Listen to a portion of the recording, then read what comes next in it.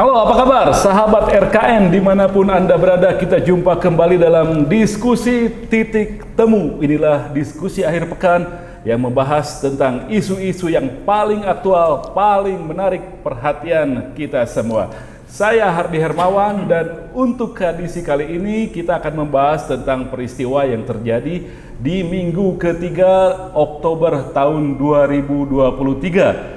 Ketika pasangan calon presiden, calon wakil presiden Prabowo Subianto dan Gibran Rakabuming Raka dideklarasikan oleh kumpulan partai politik yang menyebut diri sebagai Koalisi Indonesia Maju. Ada banyak hal yang menarik dari pasangan itu. Pertama, mereka pasangan yang berbeda generasi cukup jauh. Prabowo Subianto lahir pada 17 Oktober 1951. Jadi usia dia belum lama ini sudah 72 tahun. Pasangannya Gibran Rakabuming adalah anak muda yang juga kelahiran kalau tidak salah 1 Oktober tahun 1986. Jadi Prabowo dan Gibran ini zodiaknya sama, Libra. Mereka ini cuman selisihnya antara tahun 51 sampai tahun 86, berarti selisihnya itu adalah 35 tahun. Pada waktu Gibran baru lahir, Prabowo sudah menjadi wakil komandan Batalion Infanteri Lintas Udara Yonif Linud 328 di Cilodong, dekat rumahnya salah satu narasumber saya, JJ Rijal. Apa kabar, Bung JJ Rijal? Baik, terima kasih. Dan bersama JJ Rijal juga ada Bung Saidiman Ahmad, peneliti dari SMRC. Apa kabar, Bung Saidiman? Kabar baik. Baik, dan sebelah kanan saya ada orang aktivis demokrasi, Bung Randy Umbuh. Apa kabar, Bung Randy? Siap. Dipegang Mas. Oh iya. Nah, biar suaranya lantang, nggak kalah yang sama. nggak dipegang, kan? Oh iya, belum siap ya. Belum siap, apa-apa, pegang aja semua kalau gitu. Kita akan membahas tentang sosok pasangan ini, pasangan dari era kolonial dan pasangan dari era milenial. Prabowo Subianto, Gibran Rakabuming Raka. Dan menariknya ketika dideklarasikan atau sebelum dideklarasikan, salah satu pemimpin partai koalisi itu Pak Erlangga Hartarto menyebutkan bahwa Gibran ini menarik. Karena apa? Usianya 36 tahun sama dengan usia Sultan Syahrir ketika pertama kali menjadi Perdana Menteri di tahun 1945. Seumuran lah pada waktu itu. Makanya JJ Rijal menjadi penting saya undang di sini. Oh, itu tuh alasannya. Satu itu. Yang kedua, seberapa signifikan peran anak muda dalam perpolitikan Indonesia, dan yang ketiga, anak muda yang model apa? Langsung dulu, JJ Rizal, gimana? Oh iya, ya judulnya menarik ya, artinya memperhadapkan antara era kolonial dengan era milenial gitu ya.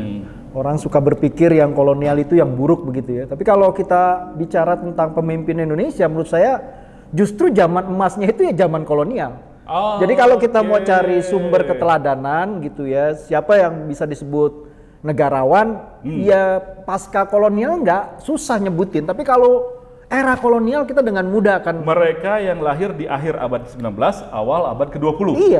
Iya, Soekarno tahun 1901. Siapa yang bisa memungkiri bahwa dia itu negarawan? Nggak ada, iya kan? Tidak ada. Tan Malaka, siapa yang bisa memungkiri? Orang kayak Husni Tamrin, begitu ya, orang kayak Cipto, orang kayak Sutomo, Hatta gitu, nggak ada yang bisa mendebat bahwa dia adalah negarawan. Orang kayak Syahrir gitu ya. Nah, cilakanya adalah tiba-tiba ada hamba Allah yang menyamakan atau membuat paralelisme sejarah dari masa milenial gitu ke zaman kolonial, bahwa ada pemimpin anak muda baru itu. Itu seperti Syahrir gitu. Mungkin maksudnya dia muda, umurnya diangkat, sama pada waktu umurnya sama waktu jadi Perdana Menteri yang pertama, ya. Tapi reputasinya untuk menuju Perdana Menteri kan berbeda. Kedigul dulu itu. Ya, itu backgroundnya kan panjang Syahrir untuk sampai ke sana. Misalnya Syahrir itu pada umur 20-an itu menjadi bagian dari pemimpin Perhimpunan Indonesia.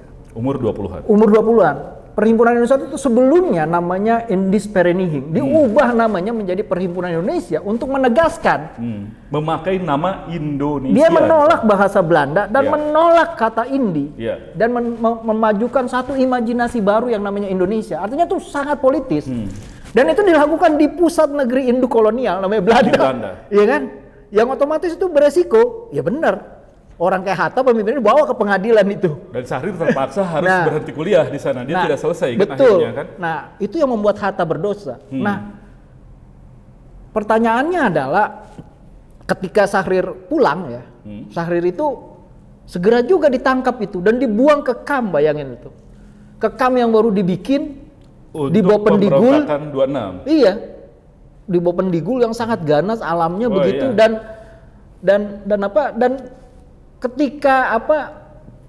ketika dia di sana itu, dia tuh salah satu orang yang menunjukkan diri bersama Hatta itu. Komitmennya tuh nggak luntur sebagai pemimpin yang membayangkan tentang suatu negeri baru yang namanya Indonesia. Dia seorang pemimpin, dia seorang pemikir, dia seorang aktivis. Dia terus menulis gitu ya. Nah, pertanyaannya adalah apakah pernah orang yang disamakan dengan Syahrir ini masuk KAM? Jangan itu kan problematis maksud saya itu. Nah, jadi terus kedua juga ya Syahrir ini waktu zaman Belanda tuh menolak Belanda dengan keras, tapi waktu pergantian kekuasaan ke Jepang gitu ya, dia nggak luntur, padahal banyak teman-temannya dia, orang seperti Soekarno, orang seperti Hatta, Ahmad Subarjo itu masuk ke dalam masuk ke dalam lingkaran kekuasaan begitu. Tapi Syahrir tetap memilih bergerak di bawah tanah. Syahrir tidak percaya dengan Nah, pertanyaannya apakah Gibran punya pengalaman ya memimpin di luar kekuasaan terus mengkritik kekuasaan? Kan tidak. Nah, itu problematis ya. Jadi terus paling nggak 2 poin di sini yang Anda ketemukan. Pertama, bahwa model kepemimpinan yang ideal untuk Indonesia ternyata lebih banyak ditemukan di era kolonial. Iya. Di era ketika makanya kan Indonesia belum terbentuk. Iya, banyak yang bilang hari ini tuh kita krisisnya sebenarnya krisis keteladanan kan. Persis. Karena kita susah cari keteladanan pada yang hidup, maka banyak orang bilang kenapa nggak kita ngidupin yang mati. Nah, persoalannya nih yang nyalonin Gibran ini berusaha ngidupin orang mati tapi tidak ngerti. Problem keduanya adalah ada kecerobohan dalam berusaha membangkitkan imaji tentang kepemimpinan dari yang sudah pernah kita punya secara serampangan dan itu menurut saya paralelisme itu dalam sejarah tuh hal yang wajar, hal yang lumrah ya, maksudnya menyamakan seseorang dengan orang di masa lalu, tapi menyetarakannya itu harus, paralelismenya tuh harus membayangkan yang setara gitu. Kalau nggak setara itu jadinya manipulasi sejarah. Pertama menurut saya. Terus yang kedua juga itu karakter assassination. Kalau saya jadi Syahrir akan marah itu. Karakter assassination. Iya, pembunuhan karakter. Yang ketiga membunuh, memperkeruh sejarah. Merusak. Iya, memperkeruh sejarah. Tentang sejarah dan itu kan tidak mendidik ya menurut saya. Nah, memang hidup kan dijalani ke depan, tapi dipahami ke belakang. Gimana kita bisa ke masa depan kalau sejarah diobok-obok tapi satu hal kalau gitu Bung Jirja. Ternyata di Indonesia kepemimpinan anak muda itu sangat relevan dari dulu. Sebenarnya begini, kata muda itu juga jadi problematik karena kata muda ini setelah tahun 66 itu dirusak sedemikian rupa. Karena setelah peristiwa 66 ada kan depolitisasi kan. Nah, jadi muda ini bisa jadi produk muda setelah masa Orde Baru itu lu usianya muda, tapi otaknya jompo. Nah, itu kan masalah. Nah, banyak hari ini orang klaim kami partai muda, kami generasi muda, tapi perilakunya feodal. Dan jadi, kolonial muda gitu. Itu relevan tapi bukan karena umurnya tapi karena karakternya. Karena itu cara memahami apa itu muda ya pulang ke rumah sejarah. Cari pada orang-orang muda yang beneran muda di masa lalu. Misalnya kata Cipto Mangunkusumo, apa sih muda itu? Ya seberapa kuat kamu berlomba untuk menjaga nurani kamu. Ya. Dan bisa menjaga nurani itu dari godaan. Ya nggak harus umurnya kan, bisa umur 70, 72, tapi 73. Secara fisik umurnya muda pun memang relevan kalau untuk di Indonesia di zaman-zaman itu. ada sejarah yang ya mayoritas pendiri bangsa Iya. kita itu memang muda. Maksudnya Memang mereka masih anak SMP, anak SMA. Soekarno gitu. mendirikan partai di usia 25-an. Iya. Hatta juga masih muda. Semaun memimpin, Semaun 13 bikin partai buruh umur 13 tahun. 13 Nah tahun makanya di sekarang Semarang. saya suka marah kalau anak SMP, SMA diomel-omelin kayak ikut demo. Waduh, nggak tahu sejarah. Nah ya. itu menurut saya elitisme itu. Semaun, Darsono ya pada waktu Iya. itu. Betul. Sampai di sana saya ingin ke Bung Saidiman. Masih nggak orang percaya sekarang, menurut apa yang Anda tangkap dari apa yang Anda pantau di kalangan masyarakat, bahwa usia muda itu relevan dalam perpolitikan nasional? Oke, memang ada banyak elit mungkin ya, atau elit-elit utama kita memandang, terutama ya pada Prabowo Subianto sekarang, mungkin mereka memandang bahwa representasi dari kalangan muda ini penting. Karena bagaimanapun di dalam politik kita sekarang, atau di dalam postur populasi kita sekarang, kalangan muda ini sangat banyak. Pemilu 2024 itu diperkirakan sekitar 59% atau bahkan 60% lebih pemilih yang berasal dari generasi yang disebut sebagai generasi milenial dan generasi Z. Artinya di bawah 40 tahun.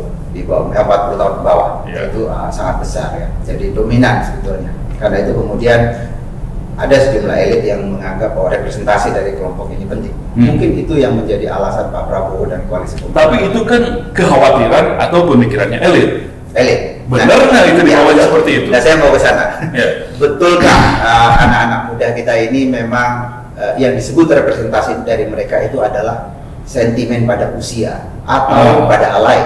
Nah, di dalam survei yang kami temukan ternyata tidak demikian. Anak-anak muda ini juga sebetulnya secara pemikiran berbeda dengan populasi secara umum, yang senior maupun yang junior gitu ya. Katakanlah misalnya kalau kita ambil contoh bagaimana mereka merespon kebijakan Pak Jokowi sekarang, itu justru approval rating yang tertinggi itu datang dari generasi Z. Yang paling muda. Yang paling muda. Jadi umumnya kan masyarakat Indonesia puas dengan kinerja Pak Jokowi sekitar 75-80%. Generasi Z itu 83%. Yang puas dengan kinerja Pak Jokowi sekarang. Z ini artinya kan sampai umur 20. 25 ke bawah gitu ya. Itu artinya gimana? Ada orang yang menyatakan bahwa mereka ini punya karakter tertentu gitu ya, apatis begitu ya dengan politik dan sebagainya, tapi ternyata tidak juga. Kemudian misalnya kalau kita kaitkan dengan preferensi politik, mungkin orang akan mengatakan bahwa Gibran yang baru saja dideklarasikan oleh Pak Prabowo ini mewakili, merepresentasikan kalangan ini. Ternyata di dalam temuan survei tidak juga. Di mana? Ada survei LSI di awal Oktober 2023 lalu, baru sebetulnya ya, itu melihat bahwa ternyata tingkat likability, katakanlah kalau kita bandingkan antara Mahfud MD yang lebih senior dibanding dengan Gibran, itu lebih tinggi Mahfud MD Di kalangan anak muda. Di kalangan anak muda, generasi milenial. Mereka melihat apanya kalau gitu? Ada beberapa isu yang diperhatikan sebenarnya generasi ini. Yang pertama adalah isu tentang pekerjaan, isu tentang akuntabilitas, kemudian isu mengenai lingkungan. Itu adalah isu-isu yang menjadi fokus perhatian mereka. Mungkin Pak Mahfud MD lebih terlihat punya rekam jejak yang lebih berintegritas lah, katakan demikian, kalau kita bandingkan dengan tokoh-tokoh lain. Gibran mungkin belum bisa kita ukur sekarang karena dia di dalam pemerintahan baru sekitar 2 tahun. Dan dia ada di dalam pemerintahan ketika bapaknya berkuasa. Dan ada ada isu bahwa sekarang ini pembangunan atau kebijakan-kebijakan di Solo misalnya itu lebih banyak sebetulnya kebijakan pusat yang diarahkan ke sana. Jadi sebenarnya bukan wali kota ya? Belum bisa dinilai secara objektif. Menteri muda urusan Solo. Mungkin ya, mungkin. Dan itu sebetulnya menurut saya ditangkap oleh anak-anak muda sekarang. Intinya adalah anak-anak muda yang disebut anak muda Indonesia ini ternyata tidak punya semacam sentimen umur di dalam preferensi politik mereka. Berarti sejalan dong sama JJ tadi yang mengatakan bahwa sebenarnya dari dulu yang namanya kemudaan itu bukan faktor umur. Tapi karakter yang integritasnya bisa dipegang, nuraninya bisa terus dipertahankan, tidak mudah tergoda, tidak mudah berpaling lah katakannya. Oke, jadi masih relevan kalau gitu. Isu kemudaan, bukan dalam artian umur, masih relevan kalau gitu di Indonesia ini. Iya, saya kira masih relevan. Bahkan preferensi politik hari ini, indikator politik Indonesia merilis survei yang paling baru dan mencoba mensimulasikan pasangan, termasuk Prabowo berpasangan dengan Gibran, Ganjar berpasangan dengan Mahfud, kemudian Anies berpasangan dengan Muhaimin. Ternyata jika dibandingkan dengan pertanyaan individual, pada pasangan Prabowo misalnya, itu dalam simulasi individual, Anies, Ganjar dan Prabowo berhadapan. Prabowo Subianto mendapatkan suara 37%. Kalau sendiri? Kalau sendiri. 37. Ketika dipasangkan dengan Gibran melawan pasangan yang lain, 36,1%. Melorot ya? Dalam statistik sama. Oke, ya. Setidaknya tidak menambah. Iya. Masih tidak menambah, karena kalau dalam statistik ada margin of error yang membuat itu harus bisa diterima. Bung Deddy, nanti kita akan bahas apakah kalau demikian ketika Pak Prabowo menggandeng Gibran itu benar-benar mencari representasi anak muda atau representasi yang lain yang dicari. Kita akan bahas setelah jeda berikut. Kami akan ngopi dulu sejenak.